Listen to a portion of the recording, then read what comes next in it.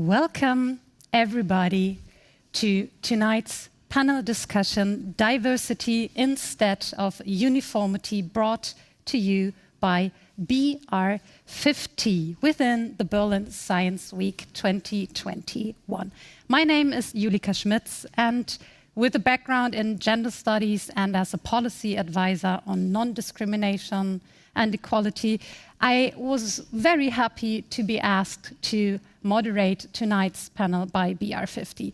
BR50 stands for Berlin Research 50, a network that since 2020 pools the expertise and interests of more than 50 member institutions in Berlin, including those of 4 major science organizations such as Helmholtz Association, Leibniz Association, Fraunhofer Society, and Max Planck Society, as well as government departmental research and the field of private non-profit institution. And with BR50, not only the non-university research institutions, but also politics, universities, and public in Berlin have a point of contact, a multiplier, and a catalyst for current scientific and also social issues.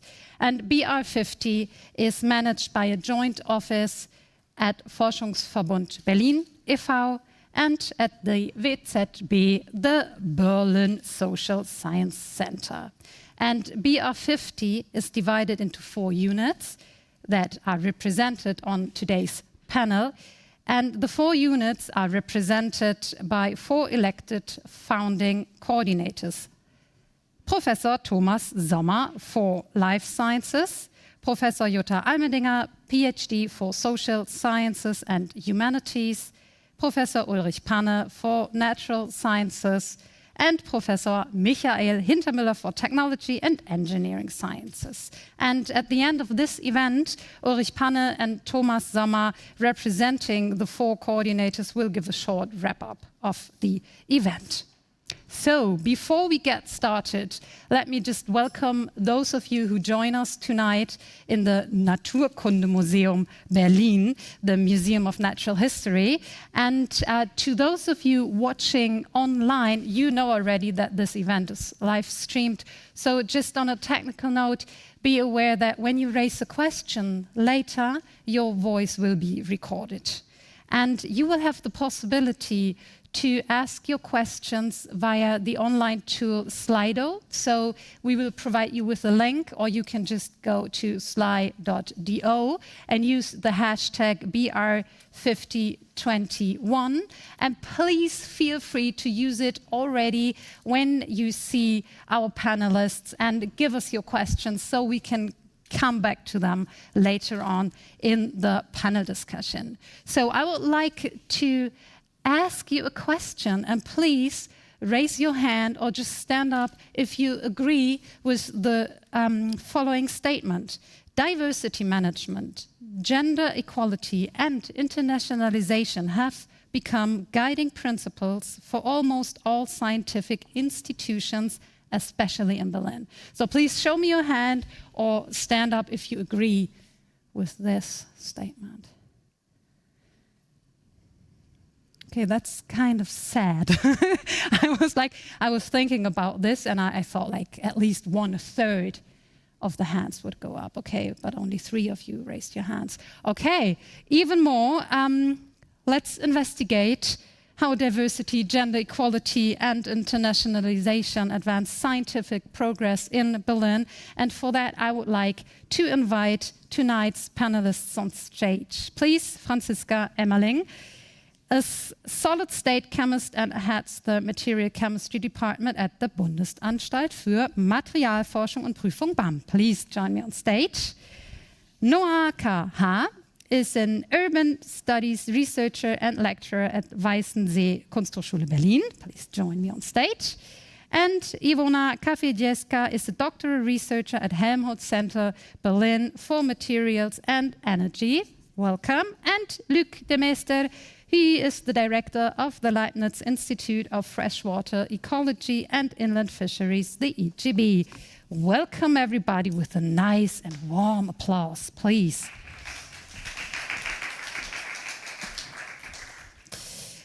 I would like to invite you to introduce yourself and give us a little,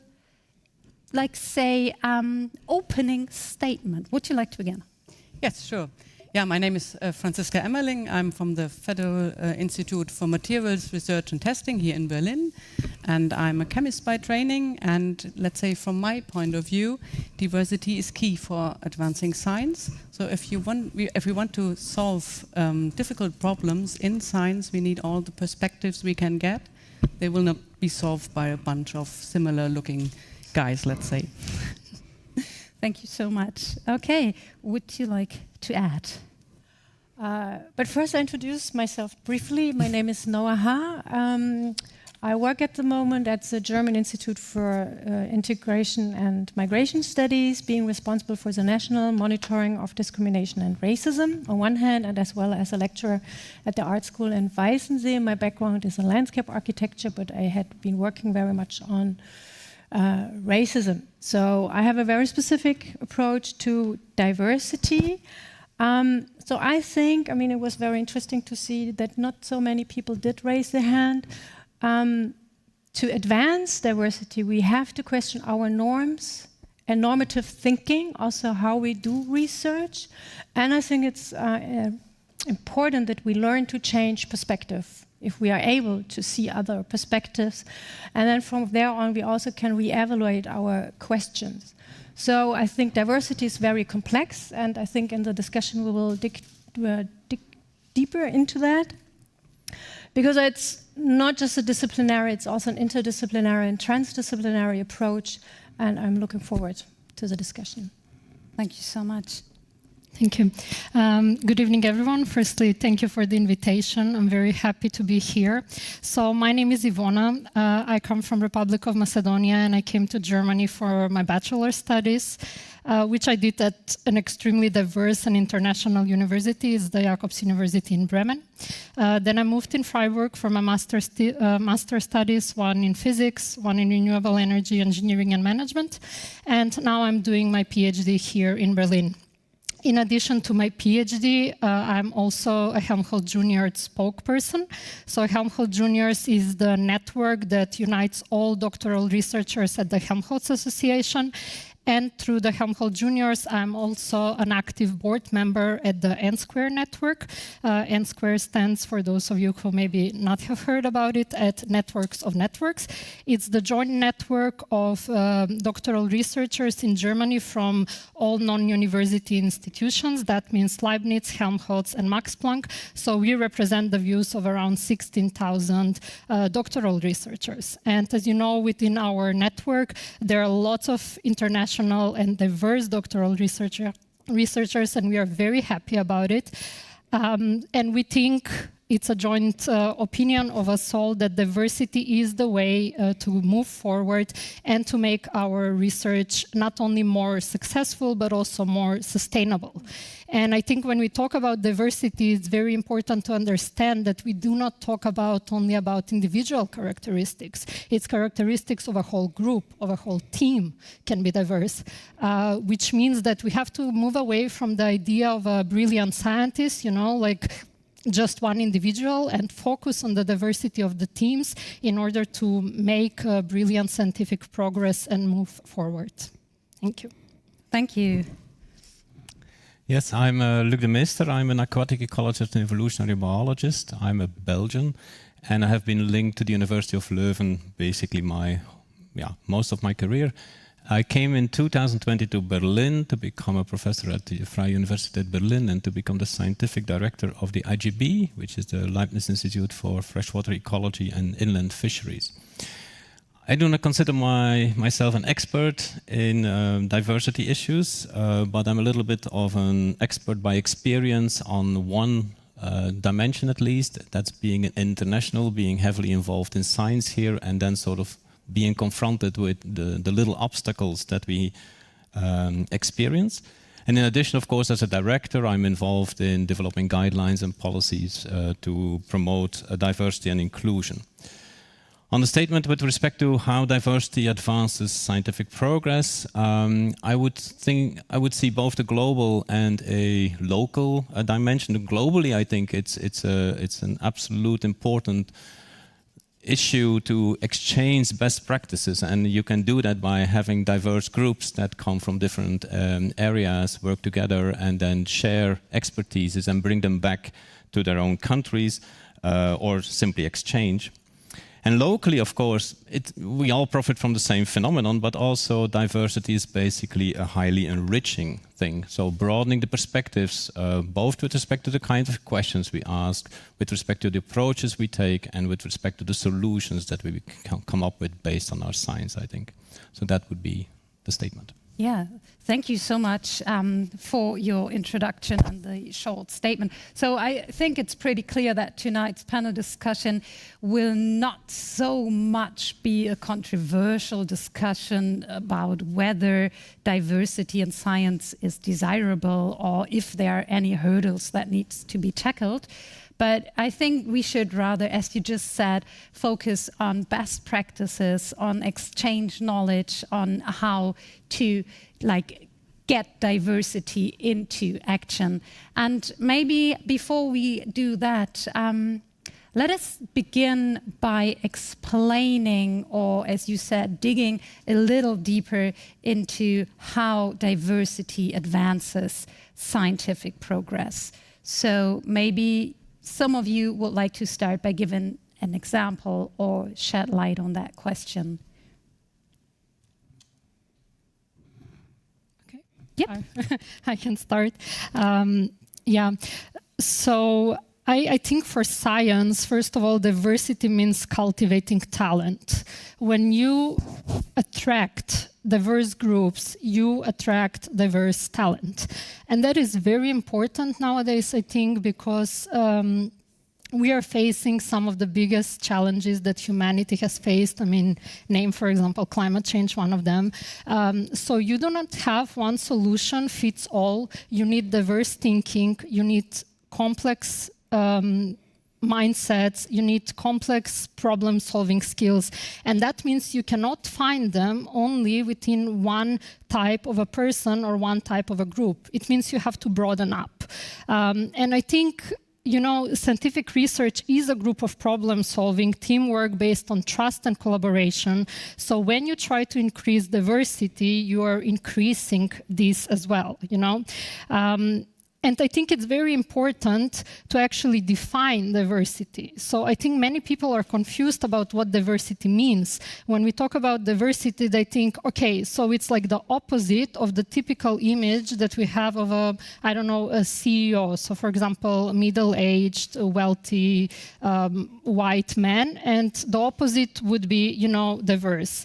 But I think it comes also down to skills, not only personal traits. So we have to think about diversity within every possible framework. You know, it has to be about ethnicity, age, gender, social background, also studies, you know, but also things like, for example, leadership skills, teamwork, and things like that. And we have to keep in mind that the loss of diversity means loss of talent. There is no data whatsoever to support that you have a certain type of people being more skilled or more talented than others. Therefore, when you discourage or when you systematically oppress a certain group of people, you are losing a large pool of valuable candidates and valuable talent. It's interesting, for example, to see in Germany that, for example, at university level, or for example, the Abitur, it's almost 50-50 when it comes to men and women. But higher up the ladder you go, there are very few women. So where did all of them go, right? Even us in our PhD networks, we see a humongous amount of diverse people, but as soon as you move on up to the system, this kind of diversity gets lost, and then the whole system kind of gets very rigid. And that's very bad because it means you lost your talent. And also, I think we have to keep in mind that diverse teams and research address socially relevant issues. A diverse team will always come up with more socially relevant matters than someone who is very narrow-minded, right? Because you gathered people who have such a big overview and have such big ideas, things that you might have never even thought of, right? When I talk about, or when I talk with my colleagues from another continent or from another different social background, I learn so much from them, which means I, as a physicist and as a problem solver, I immediately get interested into new problems into the world. And I think this is something that will push us forward. We can learn from one another when we are diverse. Thanks. Yeah. Thank you for that. So we should not waste talent, right? Absolutely. Yeah. And I saw you nodding to that, Mr. Luc de Mester, and we were just recently talking about teaming up and forming diverse teams. So what is diversity to you, and how is it important to your work?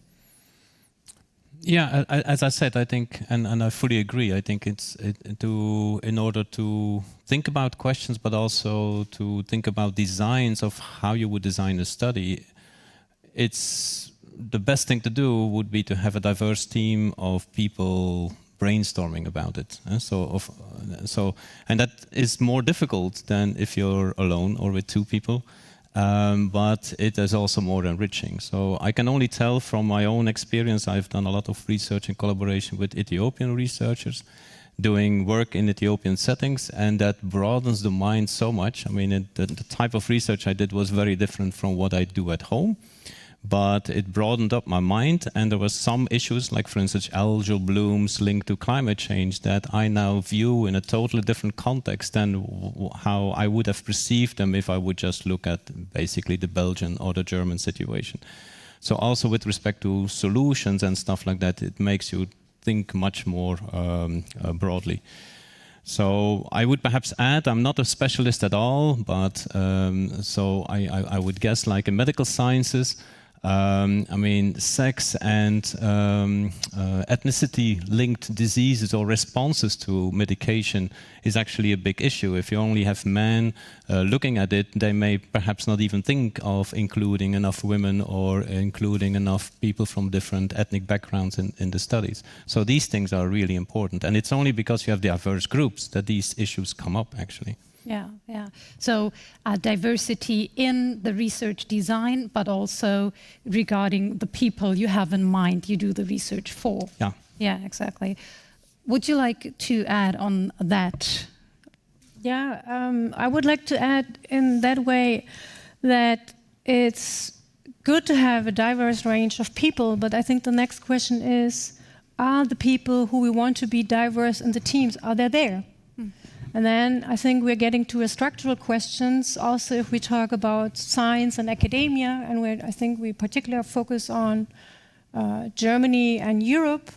Then we have to ask ourselves, how is the accessibility to get into the university programs, not only gender, but also in regard to other dimensions, also questions of disability and able bodies and so on. And so then we also have to reflect the questions of inequality and how diversity and politics of diversity do respond to these questions. Yeah, maybe adding on this, I think we all agree that diversity is important, but we also all know that diversity is not easy to achieve. So it's really, really difficult. And we can tell. So maybe all of us would say, oh, we have a diverse team, but there are people missing, for instance, from China or the US or whatever.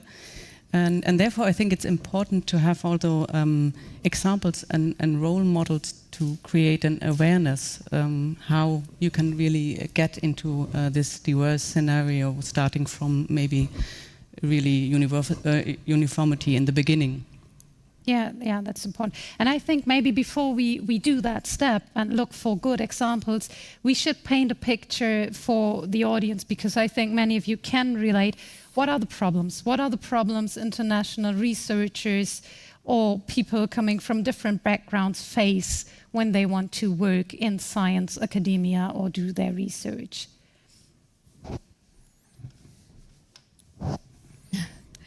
Well, maybe as the person who is now in a PhD phase and who has spent maybe her university and master studies in Germany and comes from a non-EU country, for me always the biggest hassle is the bureaucracy in Germany. I mean, getting a residence permit in Germany and then constantly renewing it, it's such a pain, honestly. And I think the people who are hiring do not have this enough in their minds. I think this somehow needs to be simplified. So I can share, for example, an interesting story. So I got recently extension of my PhD contract because of COVID and all of this. There were some delays, I think unsurprisingly. And then I had to go to the Ausländerbehörde to extend my residence permit. And then they see the contract and I tell them, but is it possible that maybe after this deadline you give me like at least 3 more months, because the thesis will go into a review process and then I have to defend, and this usually doesn't happen sooner than 3 months. And then the lady tells me, yeah, well, I can't trust on your word. I mean, this contract says till then, so you're going to get your residence permit till then. So now it means that in the most stressful months of my thesis, when I have to write and submit, I also have to somehow find a way to bring a proof to the Ausländerbehörde that I yet need to like defend, and that I'm still allowed to stay in the country so that they don't like kind of kick me out before my defense. And I think it's often overlooked how much stress this causes, especially for internationals. I mean, this has nothing to do, right, whether you're male or female. It's just simply about the fact of like where you were born, right? So someone decided that because you have non-EU passport, that you have to go through all of these hurdles, and there is not really much of support. I think many of the centers or of the institutes, of course, they tell you, here you need to go, this is what you need to do for your visa, and so on. But we talk about equal conditions, but it's not really equal when someone can fully dedicate to their work and someone else has to go through this, right? So then actually equality, it's not the thing that we should be talking about, it's equity, right? So because you might give to everyone equal conditions, but some might still be at disadvantage. And I think this is a big hurdle. And then, of course, you have the language, but at least I'm in the privileged situation that I work in an extremely international institute where almost everything is available in English, and my colleagues and all of those are open for that. But I think the system and the bureaucracy in Germany can be very, very painful with its bureaucracy, yes. I must say. Even for Germans. Even for Germans, even exactly. for Germans, even for those who are familiar with the language. And I think it shows something that many of like foreign researchers know the German word Ausländerbehörde. Yeah. That should not be the case, okay? Well, and you see, my German is not that good, but I say Ausländerbehörde perfectly well. Okay. And when we talked before this panel, you shared a story on bureaucracy or written words in English or German. So maybe you want to share your story of the first day as a director at IGB. And how? Oh yeah. This was addressing me. Yeah, I mean, I would fully agree again with what you say. And so I come from a cultural background which is very similar to Germany. So in principle, my step was not at all big. But I do not speak German, and in the meantime, I understand it a bit. I mean, Germany is a large country and a huge language block, and so a very rich cultural background, philosophers, scientists, and so there is a big pride, and therefore everything is in German. And so it is actually much less bilingual than, for instance, in Belgium. If at the university, all our messages in Belgium are in 2 languages, because we do not assume that people know Flemish. And that's not the case in Germany, not always at least the case. At IGB, in the meantime, everything is bilingual. Even the newsletter every week is always bilingual. And it's a matter of international visitors, students, early career scientists, and even the director to feel welcome if in an institute that actually you can understand what is written and what is... So my story that I shared is basically that I arrived as the new director at the institute, and I could not get in because I couldn't understand how the phone worked on the bell. because it was only in German. And the way it was formulated, I couldn't find it out. And so luckily there was somebody passing and let me in, and then then I could start my day. And it's sort of a little story, but it's sort of, I mean, I mentioned it, and immediately then now there is a bilingual thing. And I think it's very important that as a person coming from elsewhere or from a different ethnic background or whatever, you mention those things. Because it's not intentional, it's just overlooked because people don't realize it. I had two other. I mean, I also want to stress that German is a very difficult language to learn. I'm older than most of you here, and so my skills to learn new languages are limited. I'm not a language wizard at all, and I find it very difficult. And even if you understand it, then still reading letters is a drag. And secondly, even if you do understand it, and then people are making strategic decisions in their own native language, and you have to defend your point in your second language, you are at a huge disadvantage. So any discussion you would have, any brainstorm you would have, you would always be at a disadvantage because you would not say what you want to say because you can't find the words or you cannot formulate it as convincingly, etc., etc. So those are all small details, but they actually matter a lot in your feeling that you have if you're at an institute. I had written down two other things. I mean, obviously, I also indicated administration. So the German system is very heavy on administration. It was a little shock for me also coming from Belgium. And rather inflexible, I would say. And it's not only, I mean, in the science context, of course, it's the whole society. Yeah? It's everything. If you want, you need a German bank card, or you can almost not survive in Germany. And so that's very strange because, I mean, we have European bank cards, so why do we need German bank cards, etc., etc. It's a sort of a very long list. So in order to solve that, it would be very important that research institutes, that there is people actually welcoming international students and welcoming international visitors and helping them because they have done it before. And so that there is sort of self-help clubs or something like that. And the third part is a service orientation. It's something that I noticed that is a bit different in Germany compared to, for instance, in Belgium, but probably also in some other cultures. Sometimes Germans assume that you know. So they say, okay, you take the train and then that, and they do not give you the details, how to buy a ticket, how to check stuff. And they sort of assume that you know. And then people have to find it out themselves. It's possible to find it out yourself. That's not the issue. The point is you feel a little bit less welcome than if people actually explain you every single detail. So a sort of a service orientation to really say, well, this is how we do things in Germany. Then you do this, then you do that, then you do that, then you do that. Mm-hmm. And having guidelines like that would actually help a lot for any international student, I think. Yeah, yeah. So you pointed out, and you mentioned it before, the feeling of being welcome or not, and like the invitation of your research, your opinion, your voice matters. So yeah, I mean, I just wanted to add, it's not, I mean, that's the perception of the person who might be involved, but the other thing is, of course, that in discussions, those people will not speak up.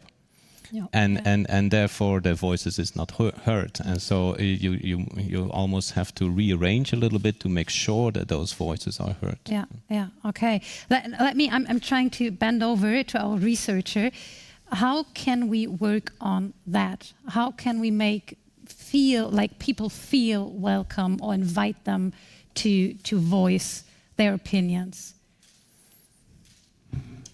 I'm looking at you. You were looking at me. Yes. Yeah. I was a little bit thinking about, I think, because we were talking about diversity and to make space more welcoming, and I think language is a huge part of it. But at the same time, while I was listening, I was like, but this is not enough. It's important, but this is not enough to really gain diversity.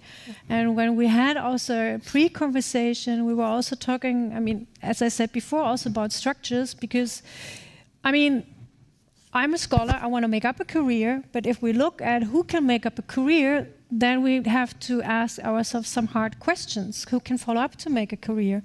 And we were also talking about that gender is not only having more women on leading positions, but this as well is something about diversity. And so, beside feeling more welcomed, but speaking personally for me, which is not welcoming to me, is the Wissenschaftszeitvertragsgesetz. We just had this campaign, Ich bin Hanna. Absolutely. And so this is not welcoming for me because there are huge hurdles to make up a career and being part of a growing diverse team, and not just for a short time or for a specific phase in the career, because if we think through diversity, we have to think through students, PhD, postdoc, and senior, and so on, through all career steps. And so going through that, we see that, in particular in Germany, when I look at the numbers of more women of leading positions and becoming professors, the progress is quite slow. And although I don't think we should discuss diversity only on the gender dimension, it's too complex, but just looking at this one, it shows how long it takes to really change the institutions. Because if we want to create knowledge, if we want to produce knowledge, and you said we shouldn't lose talents, but I think it's not only about losing talents, it's also about to advance our understanding. What is it what we see, and what do we need to learn to get to ask the new questions and to make progress in there. And this goes beyond gender and backgrounds, but also in an international level. Not just in Europe, but also in a global perspective, like who has access to what kind of journals, like beside visa and residence permits. It's not for everybody in a global perspective easy to travel, to go to conferences. I mean, we might see changes in the upcoming years, because after pandemic, I see that the whole system, how we travel to conferences, might change. But until now, it is very much centered about the global north. And if you look into projects which go north-south, it's very much complicated. There is a structural hurdle because the money is coming and from the northern hemisphere and sending their scholars, but inviting scholars from the south to Europe or the US, it's really a problem. Beside either those countries, they can bring their own funding budgets, and also residencies and so on. So I was a bit like, language, yes, it's important. But it's in the later phase, right? There is a lot that comes before, I think. Like, I don't think it's either or. It should be always there. I mean, as it was said, it could be an easy change to just have a bilingual. So why isn't that always happening? This is, I think it's easy, but I wouldn't stop there and say, okay, this has to happen for sure, and then there are further steps to take. So we've heard many obstacles already, like language bureaucracy, administration, service orientation, Wissenschaftszeitgesetz, and all the structural hurdles. And you mentioned the, like, let's say, commitment to learn, commitment to face the problems we are facing, right?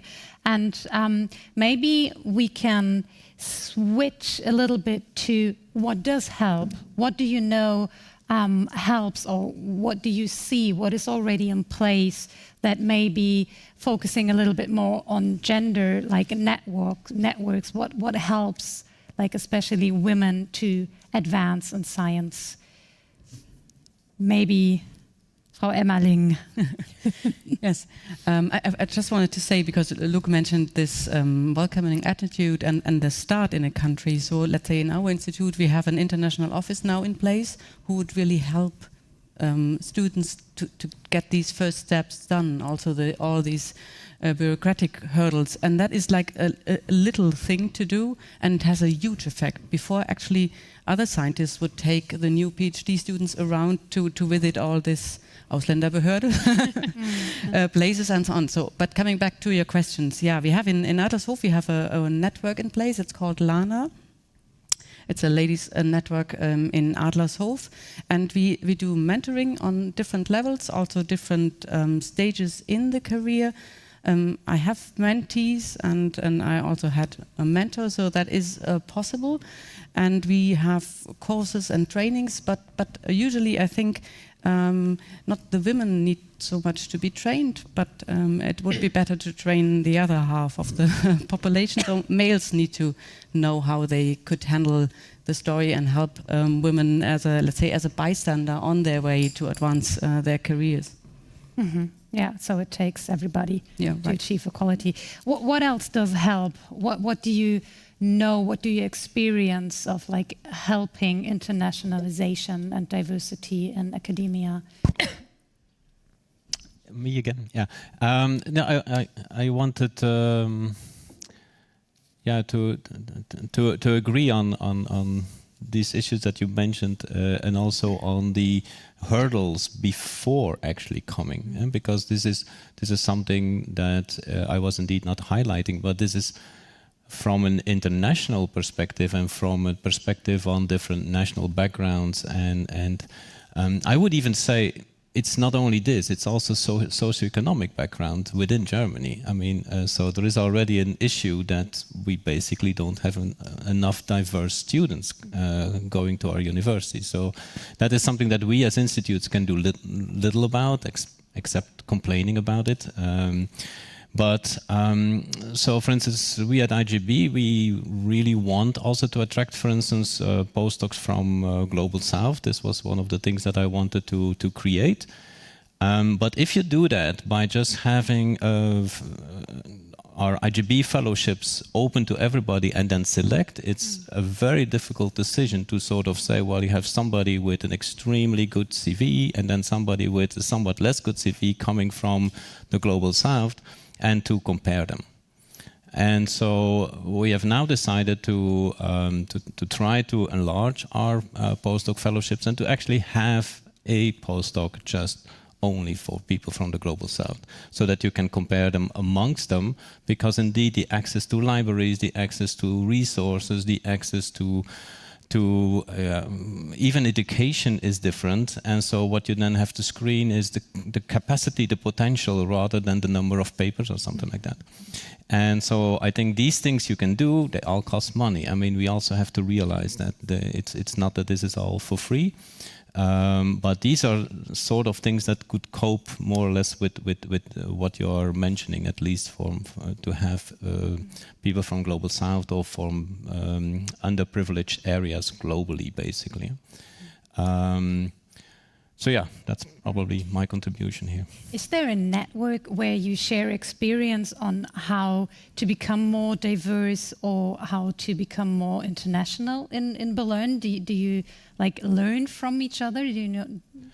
Well, there is this emerging initiative now within BR50, of course, on the internationalization, and within the Forschungsverbund, of course, we have a little bit of experience that we can exchange, and we are developing guidelines for diversity, and we're discussing those at this moment. So, but I think BR50 could play a very big role in there. Mm-hmm, mm-hmm. And who's contributing? Is there like, because I'm trying to like paint a picture, because you have like gender or equality heads within a unit. Do you have like a person who is committed to internationalization in the institutions, or do you do it as a director, or maybe? No, we don't. I mean, we are not a huge institute, so it depends also on the size of the institute, how many of these officers you can have. But what we do have, and which is really great actually, we have a sort of a grassroots initiative, which is the Diversity and Inclusion Group, who are simply scientists and science support staff that's from diverse backgrounds that sit together and actually sort of discuss about any issues about diversity and internationalization, and also bring this to our attention. Yeah. So this is also one way to do it, is that you have a sort of a self-organizing group, basically, and I think that's actually wonderful that people do that. Yes. I would like to add also, because you were asking in terms of best practice. Well, I'm not such a huge fan of sharing only best practices. But as we were talking about internationalization, and I was also thinking what happened after 2015. And I think there was a major change in terms of internationalizations, because many refugee students came to campus, and so universities were opening welcome centers and also having all these programs, scholars at risk programs, and this is really like advanced career scholars and bring them to the German academic system. And there I see a lot of conversations how that could do, not in terms of internationalization, in terms of having new corporations who can cooperate along which questions. And that, I think, is shaping a more welcoming culture at the universities. So, I mean, I watched it and I saw it at TU Dresden when I was working there, but also in Berlin, the several universities were setting up specific programs. And I think that programs doesn't have only an impact for the so-called targeted groups being refugees, but for all international students on campus, making legal knowledge accessible and I mean, all the questions you have when you come in as a young student. So that I wanted to share here as well. Yeah, thank you. I would like to kind of connect to some of the things that were already mentioned. And I think the first thing is, I mean, we are already in a very privileged position because we are already like higher up in the ladder. So now, of course, it's maybe easier to talk about like diversity and how we can increase it, but it starts much earlier, right? I mean, it's also, I think this is also a bit what Noah was mentioning, that you do not give equal opportunities to everyone from the very start, right? So I think we also have to understand that diversity is kind of like a cyclic process. It doesn't end when you hire someone and you say, okay, I filled in this, I checked this box, you know, I have this diverse person, but you have to understand that you like have to keep on going back and forth, understanding what is now needed next, what can you do to improve it. If you have this one person, how can you encourage this person to bring more people from like whatever background they are coming from, right?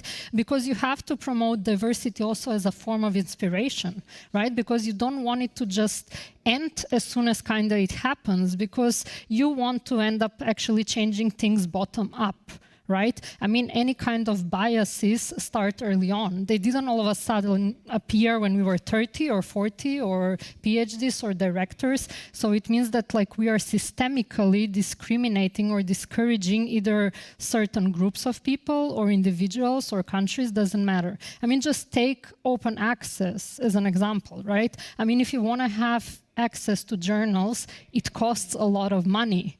I mean, naturally, institutes or universities in poorer countries will not have this access as someone in Germany, right? So, of course, now it's questionable how much one country can mix or fund into another and things like that. But you have to understand that one of the best practices is to tackle problems early on. You cannot like start talking about them when we are already hiring PhDs or professors. Although I agree, for example, about with the short-term contracts. This is, for example, a big cause of loss of diversity. Just to share some statistics, in our surveys, for example, 70% of the PhDs say that they do not find academia attractive precisely because of these short-term contracts. 92% of the people that are under 45 and in academia have short-term contracts. By the time they get their full professorship, they had on average more than 6 short-term contracts, and it takes them more than 10 years to become full professor. Most of the people from diverse background, they're like, I'm out of this, you know, I don't want to deal with this, right? It's too much. Right? So you have to keep on changing the system, and you have to do it in a cyclic manner. Once you change something, you have to track back how it happened. You have to adjust. You have to be mobile, not rigid. Rigid systems will kill diversity. Yeah, thank you for that.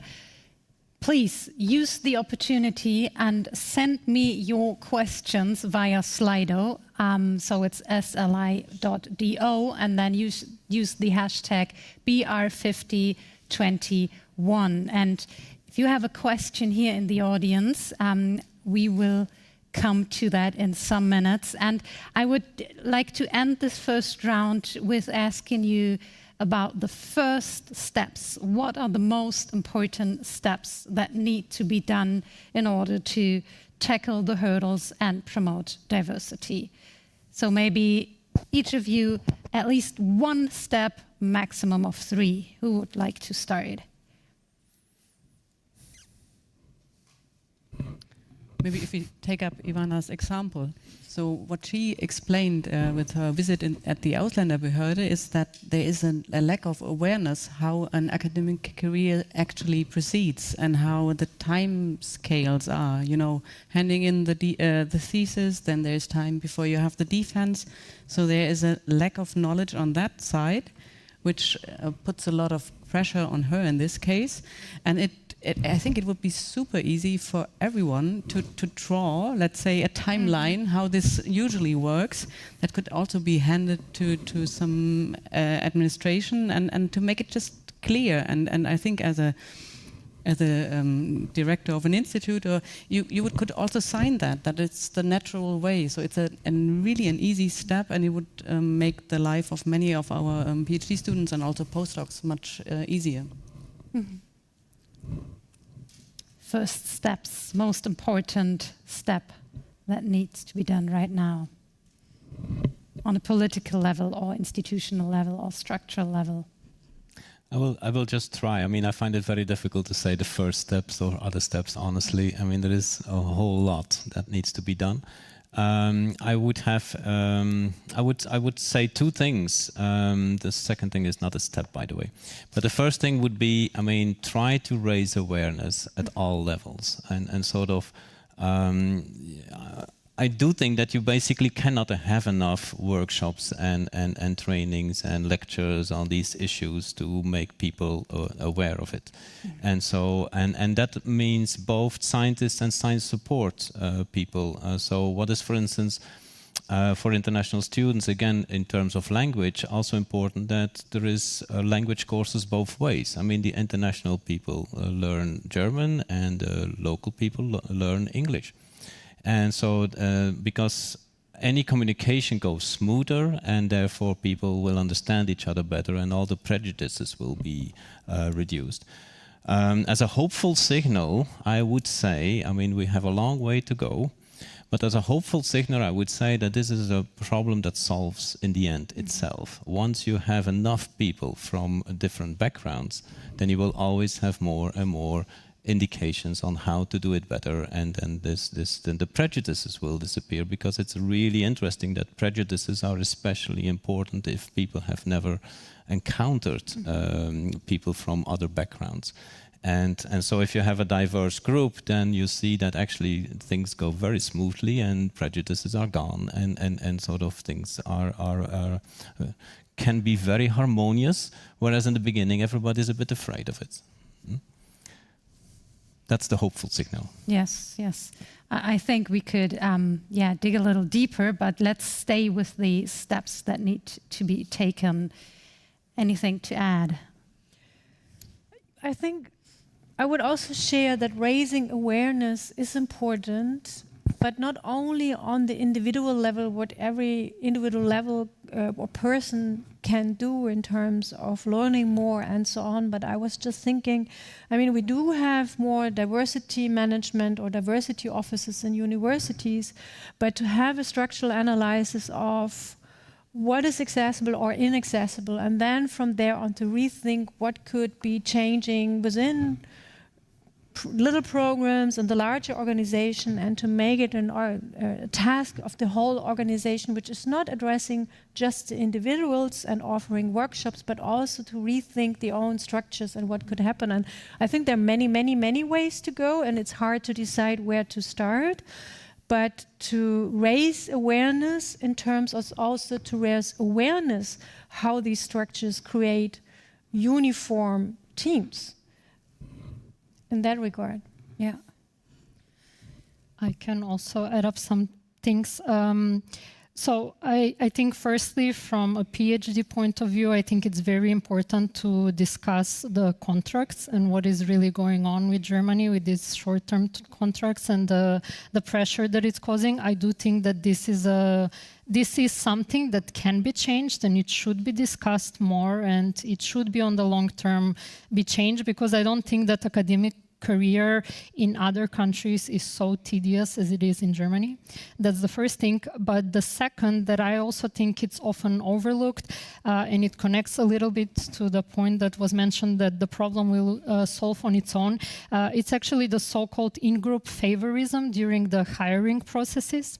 So I was reading recently an interesting story about a person who used to work at Harvard in the astrophysics department, and they were through the hiring process, and like admitting also students or employees, it didn't matter. And he said, but every time when we would review our applications, the best ones were always from men.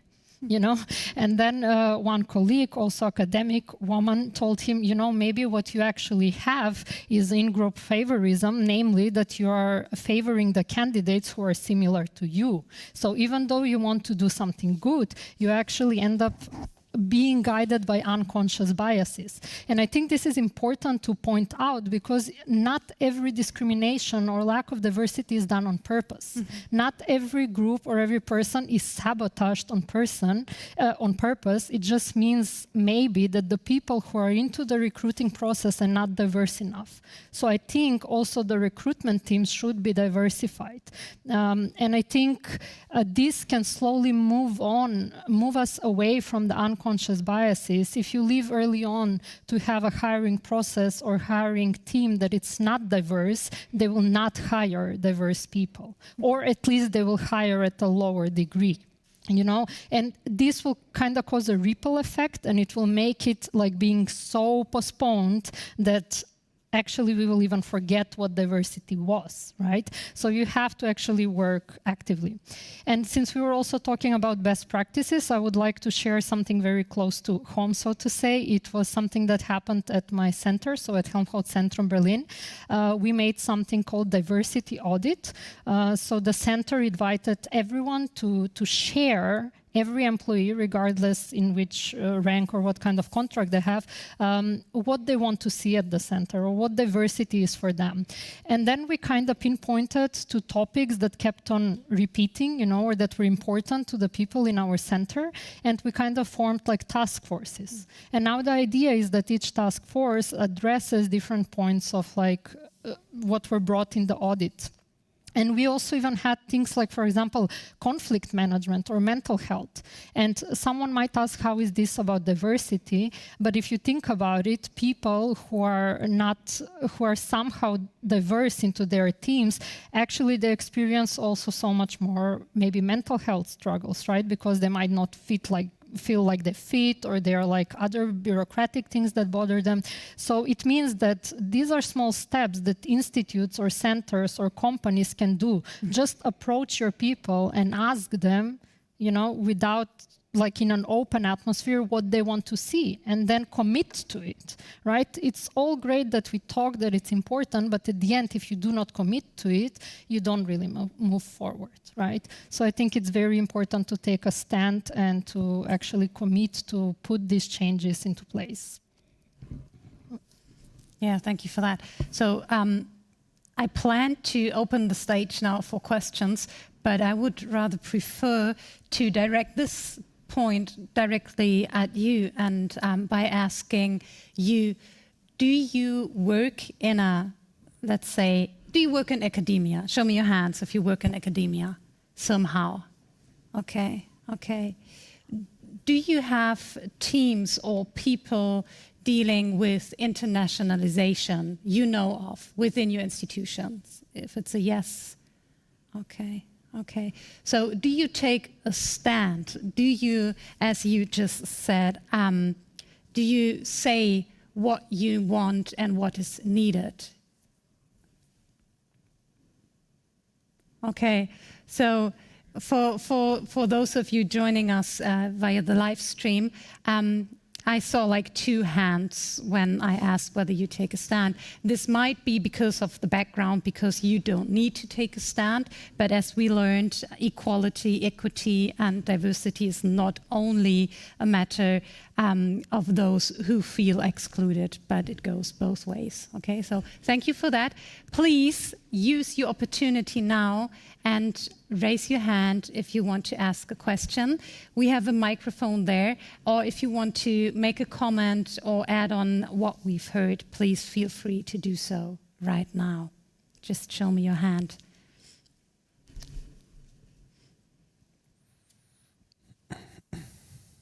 So one question I have is, we've seen in Norway, for example, that we had a cabinet which was more women than men. So if we ask how the Scandinavian countries changed their gender equality, at least, it was the quota, right? So it was clear quota that for 10, 15 years in Sweden, in Norway, in Denmark, you had clear guidance that every board had to be at least 50, or starting with 30%, 40, 50% women. So what do you think about it? I mean, this is some big discussions. There are arguments for it, there are arguments against it. Do I only get the job because of the quota? And all these questions. What is the position of the panel? Thank you. Quota? Yeah. The quota. Who feels? I can say Yes, something please. about it. I mean, there's 2 ways to have quota, I guess. I mean, quota in appointments and quota in boards and evaluation panels. If it's only in evaluation panels and boards, you have to actually have a little bit of awareness that it may also have a negative effect on those women who are actually appointed. So we try to, on the one hand, we try to enforce it. On the other hand, we try to be very sensitive to that, because in the end, women are not doing anything else than being on boards and have to be present everywhere. And then they cannot invest so much time in their science, which is then, again, not very positive. So this is not easy. My gut feeling would be, so in terms of appointments, with respect to postdocs, we were now also thinking to, for instance, say, well, if we have 3 postdoc positions, 2 have to be women and stuff like that. I would sort of say, at the beginning, you should try to follow, I mean, to be very aware of it and to have very diverse selection panels, etc., etc. And if you see that it actually doesn't advance, then yeah, in the end, the only way will be quota. I think then, yeah. That's then the end conclusion. It is easier for gender, by the way, than for any other group. So that's another thing that you can think about. Does the panel agree, or different takes on the quota? Yeah, I mean, I do agree. I think we do think that we can make it by ourselves, because there are good arguments for diversity, and it shouldn't be such a big deal to change it. But if we look at the numbers, and as you were referring, it took about 10 to 15 years. So at the very first moment it starts, it's hard. But on a longer term, and that is a political question, because then you really have to admit that you failed, and that because of that failure, you have to come in with politics of quota. And in terms of gender equality, I think it's a bit easier, because it's much easier to have the data and then to look, okay, either it's board or hiring process on the positions and so on. But when it comes to other backgrounds, and when we also look on people with a migration background or questions of racist discrimination, then it gets really hard to get those data, because in particular in Germany, it's very hard to get these kind of equality data. There are first data sets which are going, but it's not still there in the universities. So also from my own experience, also in smaller organization, when you set a quota, it's taking a stand, because it forces you to look out for the people who you're missing in your board, organization, and so on. And so it's I think it's a good and sustainable way to change the organizations or whatever unit we are talking about. Yeah. I want to read out a question coming from the chat to you. Do you have advice for people from minority communities who want to be a game changer? Hands on. How to become a game changer when coming from a minority? Become many game changers. This is my first advice. I think it's important to come together, to form groups and collectives and support each other. And then it's much easier to take a stand wherever you go and are, and look out for other peers and people who may have the same experience, and from there on go try and to change the game, but not to invest the idea there are only individuals who can change the game. I would also add that probably if the person is already asking this, then they're thinking about changing the game, which means maybe they have a bit at least of the change, of the chance to be the game changers. And I think it's just very important to believe in what you want to be changed and in what you perceive to be your personal mission, and to just be brave, you know? I mean, there will be many obstacles on the way, because these are unpleasant, maybe things sometimes that we are discussing, or sensitive issues and so on. But I think it's very, very important to have these game changers, you know? And I think once this person starts speaking up and be brave, they will meet more support. And with time, this can grow into a community. So I think this believing in your personal mission and being brave is very important if you want to be a game changer, right? Yeah. Perhaps I can add. I'm not sure, but I think it would work better if you do it in a multidimensional way, and so that you actually have diverse group, or that you team up with diverse group, and that it's not only about one dimension of diversity that you try to achieve. The other thing is, I would hope, but I actually also think that most people are actually of goodwill.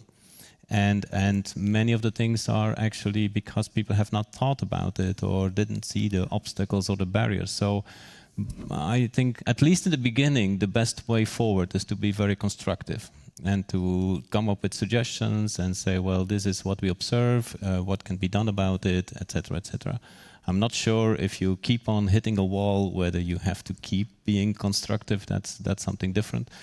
But I do think that sometimes people immediately think, oh, this is intentional racism, or this is intentional discrimination. Sometimes it's not, and sometimes it's a barrier that people don't see. And try first the constructive way, and try to team up with others who feel the same way and change things.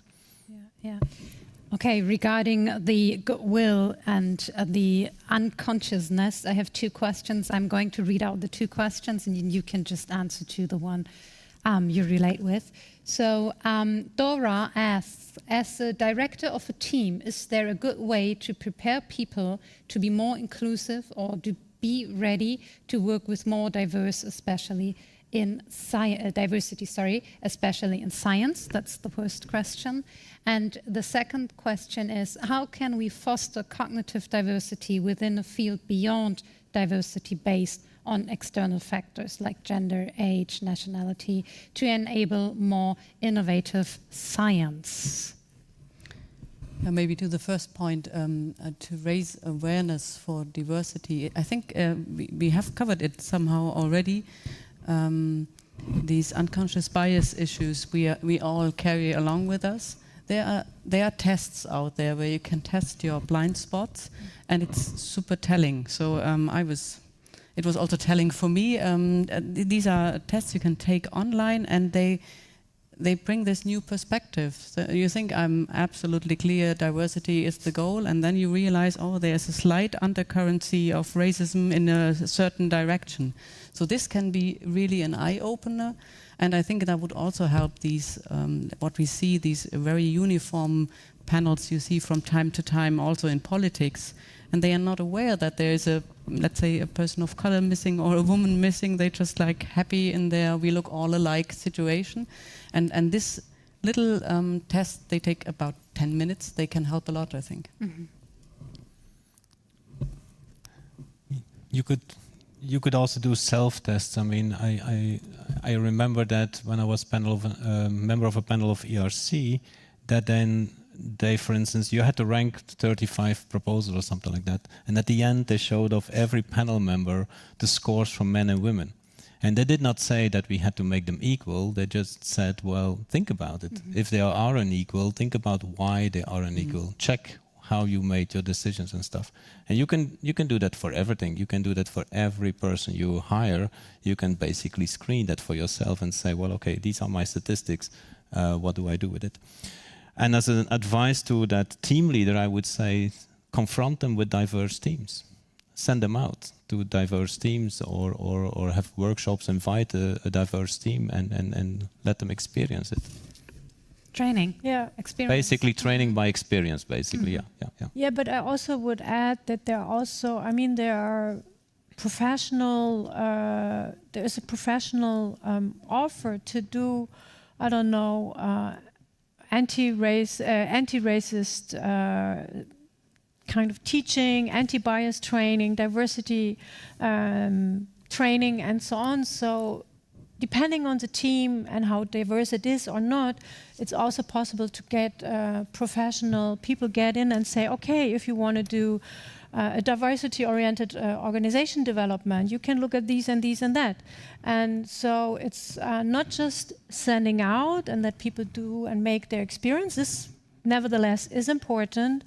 But if you have a team and you want to work with a team, and if you want to raise awareness and also to look at your own routines, I mean, like weekly meetings, like who is speaking how and what, and so on. There's so many issues how you can change also a bit of the working culture to make it more inclusive and to unlearn some stuff and to relearn new stuff. And so I think it's also a good idea to bring people who are not part of the organization, but who could get advices, who could also do kind of supervision, and that could be also helpful in these kind of settings, but to see what is possible in these settings as change. Mm-hmm, mm-hmm. Yeah, well, this falls into the area of training and leadership trainings. And when I, take a look at my colleagues or people I know working in science and academia, and I ask them about their trainings, well, they are good researchers, and then you just climb up the ladder. And sometimes people, they don't get trained in, let's say, skills, how to work with people, and not even talking about like biases. So let me ask you, who of you has a lead? Who of you is like a director or a team leader, or has people working for them? Okay, perfect. Thank you. Yeah, okay. Who of them did a training on, and I make it really broad, okay, on, let's say, biases, gender, or discrimination? Show me your hand. A training, on-job training. Okay, that's half of it, okay? 50%. Okay, thank you for that. So take your chance and ask a question to our panelists. Show me your hand if you have a question. Do you want to add on the questions I read out, or can I? Just about the group leaders, from a person who is still into position to be led, so of course to have superiors, either supervisors, professors, directors of institutes and so on, I think it's always amazing also for us when we see that the person who are in higher rank than us are so willing to go through such either trainings or to increase the diversity in their teams. I think it creates a very healthy atmosphere, right? I mean, you feel safe to speak with these people, to speak up your mind, to share your ideas, ideas. And I think this is very, very important. I find it a bit sad that often workshops are addressed actually at the minority groups. So for example, you have, I don't know, women how to become leaders, or like PhDs going through good scientific practice, workshops and things like that. But actually the people in the higher positions do not have to go through as much trainings, right? And this also causes a certain disbalance of, how to say, of training, or even a bit of power, I would say, because the people who already reached the top, they are convinced that they are fine with everything. And sometimes that's true, but sometimes, you know, times are changing, and these people need to also be flexible and willing to learn whatever it is, right? Not only about diversity. So I'm always very happy when I hear that there is a certain group leader who asks, how can we do this or that? Because already this person, in physics we would say, crossed the energy barrier, you know, kind of like jumped over, and now out of here everything is so much easier once you've reached that awareness and willingness. And I think that's very important. And we would do really a lot better if every person in power asked this, and then we might not even need quotas about women, because this person will be well aware that you have just as equally qualified people among women, even without the quota, right? Yeah. Do you have questions for your colleagues? Do you want to comment on something you've heard? Do you want to learn more about a statement that one of your colleagues made? Or do you have a question? This is the last round, this is the last chance, so please show me your hand. And even if it's a comment from your own experience working in academia, please let us know now. And maybe I just let you know that we all must leave this building by 8 o'clock. So we will have like around 30 minutes for the reception.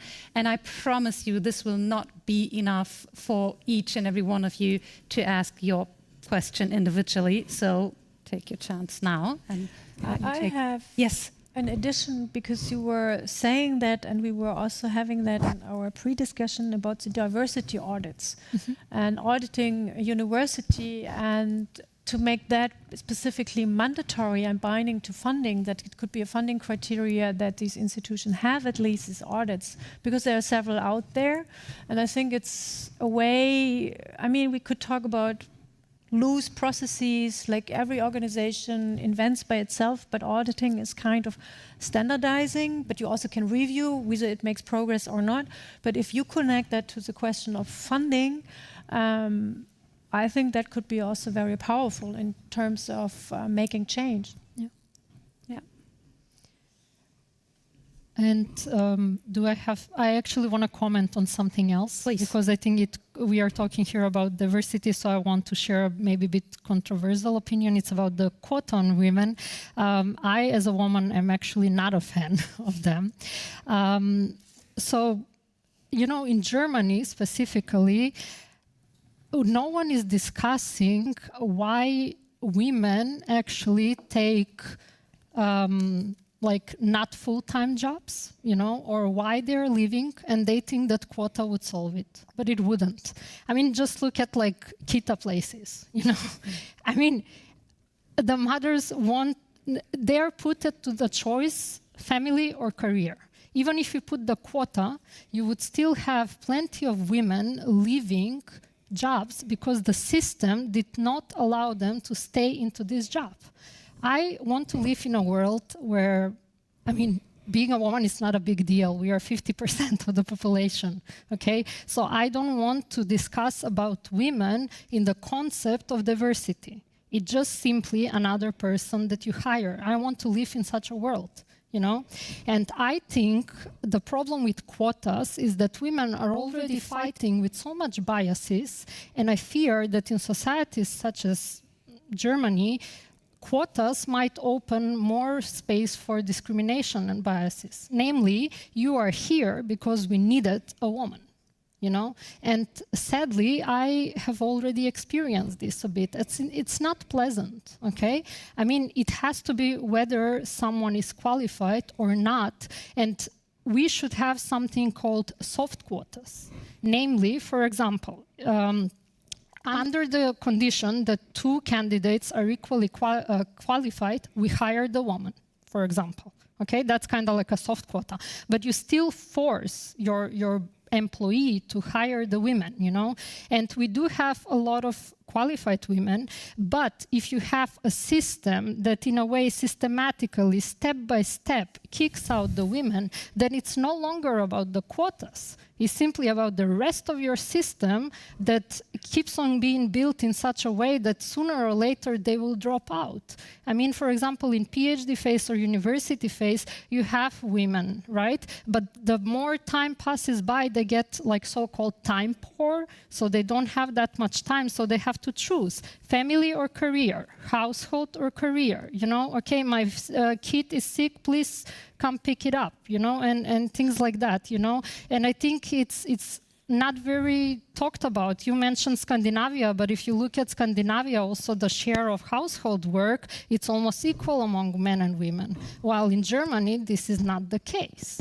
Not yet, right? So I think you cannot really talk about quotas as like the solution of all when you do not look at the rest of the system. And I think this is very important for people to understand, because it's so easy to just put a quota and then still you will have the women dropping out, right? And then you will still have into CEOs and leading position men, which, I mean, I don't say that it's like bad to have men, right? But you can have just as equally qualified women if you allow them the system to thrive, right?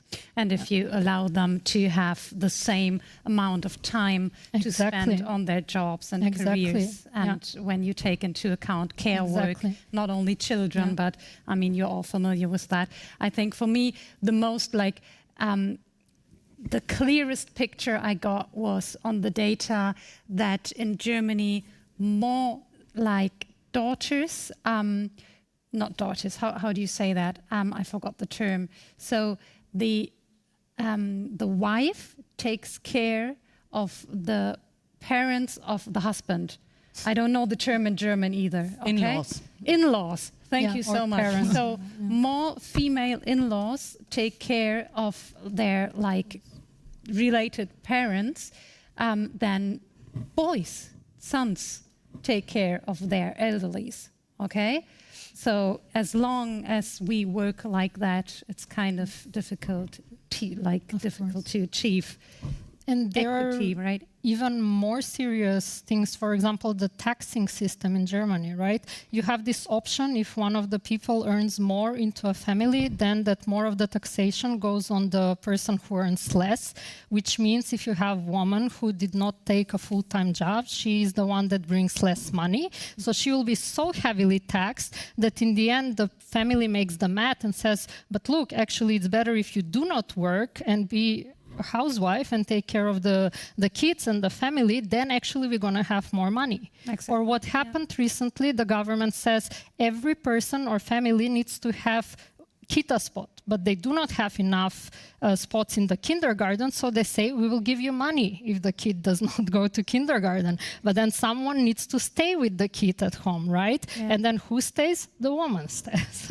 So this is kind of like things that you should do before putting quota. You should fix the big holes into your system. Exactly. And as I think many of you know, that the COVID-19 epidemic just like highlighted all these like structural mistakes. We have like the rates of women publishing papers, they've gone like down, and I think this really but that is a point. But the rate of men publishing went up. That is even more scaring, actually. But as you mentioned Scandinavia or Norway and the quota, there is a different thing. It's a cultural issue. So in let's say in Sweden, for instance, the male let's say colleagues would also be asked, why are you still in the workplace? Why are you not at home spending time with the kids? It's a cultural thing,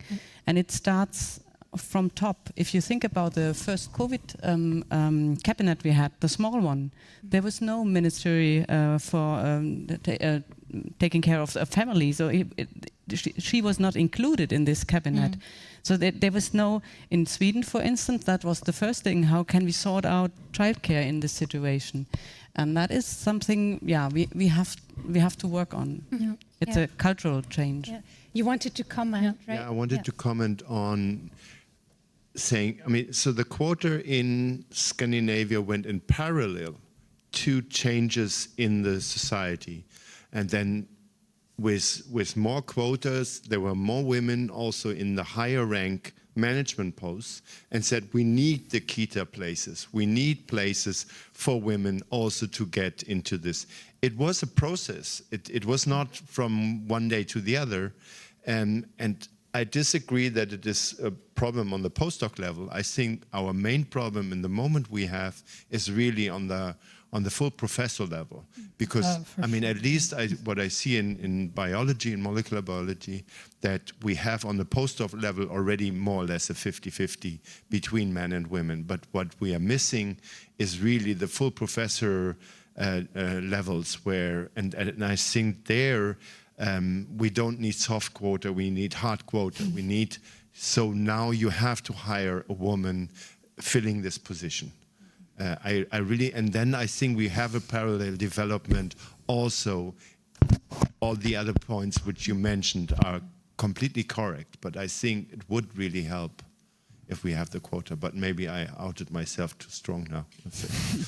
Thank you for that strong opinion, and maybe you can take it to the reception, because if we open the quota discussion, I think always we the most interesting. would need 2 hours more for time. And since we are running out of time, I would like you, dear panelists, to close with like just one thing you take home from this panel tonight. Lucha Mester, would you like to start? Well, I would be hopeful. At the same time, I would also, I mean, if you then look indeed at these systemic issues, and I would actually like to add the fact, and I've honestly no clue how to solve that, is the sort of the rat race atmosphere, the negative competitive atmosphere that it's sort of essential for science that there is critical evaluations, but at the same time, this is then combined with the fact that there is very few positions, etc., then the systemic issues, combined perhaps with the absence of role models and therefore a sort of an imposter syndrome versus a sort of the lack of self-confidence, that people drop out and that they don't, that they question basically, do I actually want to do this? And so that is a very sad thing.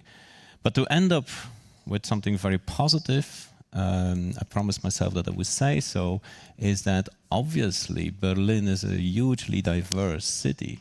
And so Berlin has actually, if the policies would be adapted in certain ways, if these barriers could be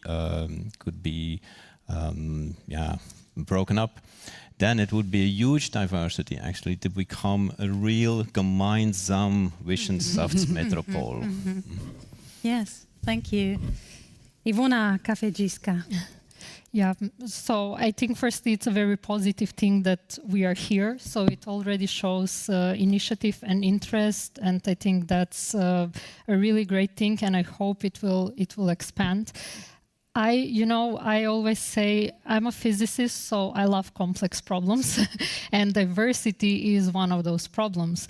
And I'm very passionate about it, and I only hope that people like us can keep on spreading the motivation about the diversity topic and the interest that we have, and that it will not be anymore a taboo topic, and that it will not be a scary word. We mentioned it a few times that actually it's not always on purpose why the teams are not diverse, and I already think this is a positive thing, right? As long as we accept that we are all prone to certain biases that we actually did not even have control of. Maybe this was something learned in our culture or in childhood. It's already a big step ahead, right? But now we are adults and we can have control of what we do forward on, and we can move towards building a more diverse and inclusive science, not only in Germany, but throughout the whole world. And I think it's important to understand that this is not only about promoting and doing good science, but it's also like the ethically and morally correct thing to do. Yeah, thanks. Yeah, thank you. Noah. I was a little bit hanging on that. There was this, I think, Luke, you said, the more diverse people come in, then the problem will solve. And I was a bit like, I don't think it's just about bringing more diverse people into it. I think it's actually the global challenges at hand will put a lot of pressure on us to think how we team up, with whom we team up, and how we create knowledge. Because we have to rethink what is this, what we can give at hand in face to these problems. And so I would conclude that diversity to me actually is a process of democratization. To make knowledge production, knowledge accessible, and it's a process of democratization and how we organize it. So it's not just about bringing and creating and crafting colorful pictures, but on a very systemic but also individual level to consider that as a question of democracy and a process of democratization. Thank you.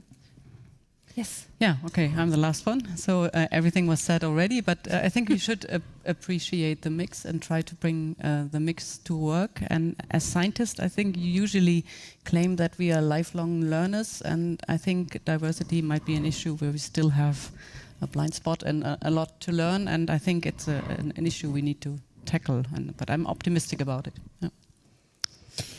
Before I invite the representatives of the BR50 to comment and let us know your key lessons learned, please give a warm applause for our panel today.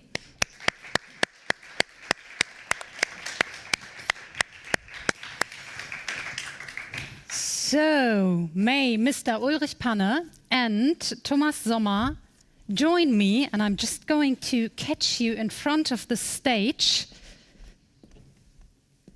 Welcome. Welcome. You have one microphone for the two of you? Okay.